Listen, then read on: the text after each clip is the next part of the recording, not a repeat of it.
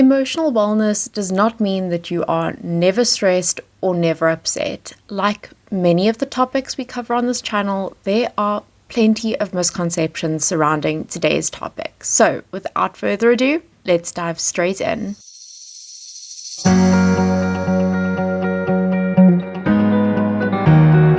Hello everyone and welcome back to another episode on my channel. My name is Celeste and I am your host and certified life coach.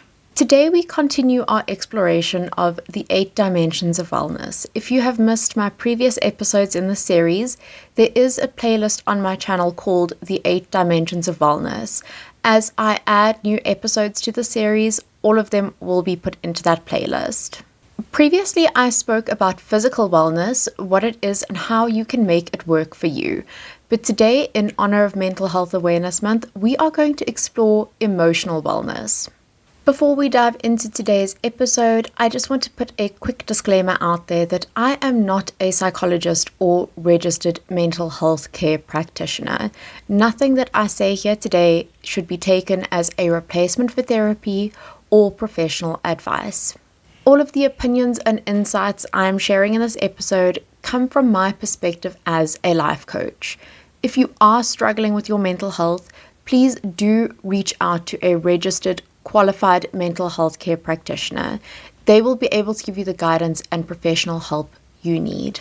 With that being said, let's dive into today's episode and take a look at exactly what emotional wellness is and how you can nurture it. So let's start with the basics. What do we mean when we talk about emotional wellness? I like to think of emotional wellness as our ability to understand, manage, and express our emotions in a healthy way. It's about being able to manage the ups and downs that life throws at us, because if we're being perfectly honest, nobody is happy 100% of the time, and that is absolutely okay. Having emotional wellness doesn't mean that you're never upset or never stressed. Having emotional wellness means you're able to acknowledge those feelings, sit with them, and figure out how to move forward. It's about building resilience, being self-aware, and learning to bounce back when things don't go as planned. And that brings me back to one of my favorite analogies, and that is that emotional wellness is like a muscle. The more you train it, the more you work on it, the stronger it will get. So take a moment here and think about a recent time when you were faced with a challenge. How did you handle this challenge? Did you take time to pause and reflect, or did you react quickly without much thought? There's no right or wrong answer to those questions, but keep this example of this recent challenge and your reaction in your mind and just ponder on them as we move through today's episode.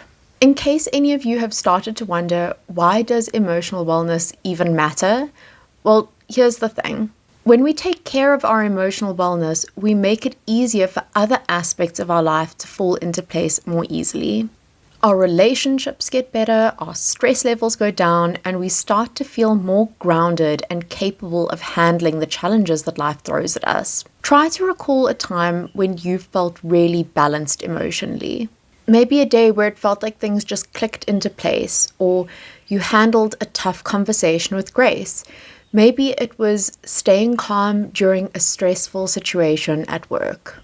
Those moments aren't always easy to come by, but they do happen more regularly when we take the time to nurture and take care of our emotional wellness. It's like a ripple effect. When you feel balanced inside, this spreads into other aspects of your life.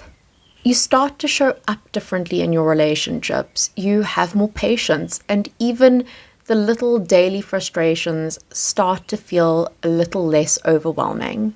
And it's not about feeling good all the time, it's about feeling real. Because real life can be messy, and emotions can be messy too, and that is absolutely okay.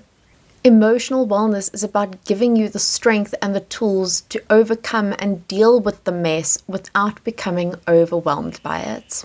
Take a moment to imagine what it would feel like to have more of those balanced moments in your life. How would having that internal balance change the way you interact with your loved ones or change the way you handle challenges at work? It's an interesting and powerful thought, right? So how do we get there? How do we start taking care of our emotional wellness? I'm going to share some of my own personal opinions based off of my own experiences and my work as a life coach. One of the first things I would recommend working on and paying attention to is your self-awareness.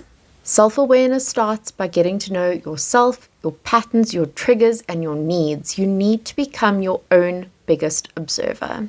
When something's bothering you, ask yourself, why is this bothering me? And don't ask this out of judgment.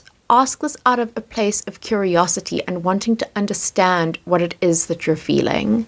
Imagine you could see yourself from the outside, like a friend watching out for you. What would they notice? What would that friend say? It's about bringing understanding to your own experience so that you're able to respond instead of simply reacting. Another big step towards emotional wellness is practicing emotional regulation. Emotional regulation is about finding ways to deal with strong emotions when they do occur.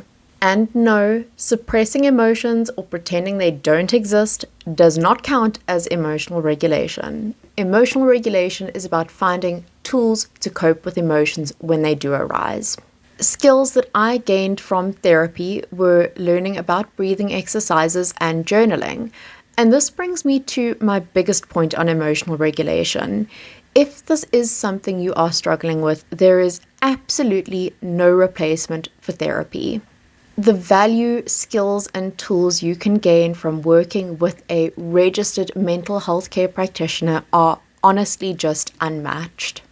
If you are struggling with your emotional regulation and simple strategies that you're finding aren't working for you, please do reach out to a professional. Take control and let them help you. Emotional regulation is about being able to center yourself and find that inner balance. And you need to find ways that work with you. And if that involves working with a professional, that is what you need to do. Another important step in managing your emotional wellness is setting healthy boundaries. Oh, boundaries. This is a tough one, isn't it? But setting healthy boundaries is one of the best things you can do to take care of your well-being and emotional wellness. It's about knowing your limits and being able to communicate them without feeling guilty. This comes back to self-awareness, where we spoke about needing to know yourself, your patterns, your triggers, and your needs. For example, if you are someone who tends to say yes to almost everything and you end up feeling drained as a result, perhaps it's time to start saying no a little more often. Or perhaps if you find certain topics or conversations are draining your energy or triggering you, you need to be able to communicate this to other people. It's okay to let people know that you're not in the space to talk about certain things right now. Setting boundaries can be really uncomfortable at first, especially if you're used to being a people pleaser. But think of it as exercising a muscle. The more often you do it, the easier it's going to get. Remember, you can't pour from an empty cup. It's okay to take time for yourself. It's okay to prioritize your needs. It's absolutely okay to step back from relationships, friendships, or situations that aren't serving you. And I know this all sounds great in theory, but in practice it can be tough. Maybe you're thinking, I don't have time for self-reflection, or I'm not good at setting boundaries, or what if people don't like it or me if I change?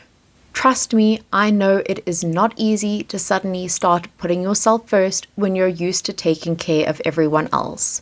As I've said, you can't pour from an empty cup.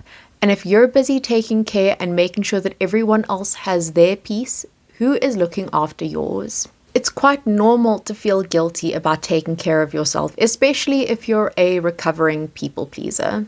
But here's the thing. When you take care of yourself, you are better able to take care of others. It's not selfish, it's necessary. Start small. Start with just 5 minutes of journaling and self-reflection in the morning. Or try saying no to one thing this week that you really don't want to do, but you were going to say yes to keep someone else happy. You don't have to change everything overnight, but small steps start to make a big difference. And small steps allow you to start reflecting on what is and isn't working in your life. And if you don't manage to set that boundary, or if you have a tough day, be kind to yourself. Emotional wellness is a journey and not a destination. You're allowed to have setbacks and you're allowed to be human. As we wrap up today's conversation, I want to leave you with this. Emotional wellness and the other dimensions we've discussed on this channel are all about progress and not perfection. It's about creating a relationship with yourself where you feel safe to feel whatever emotions come up, whether these are happiness, frustration, sadness, anger, or maybe even hope. It's okay to not have all the answers and to be a work in progress. What matters is that you're taking the time to try, to show up for yourself, and to find little ways to nurture your emotional well-being.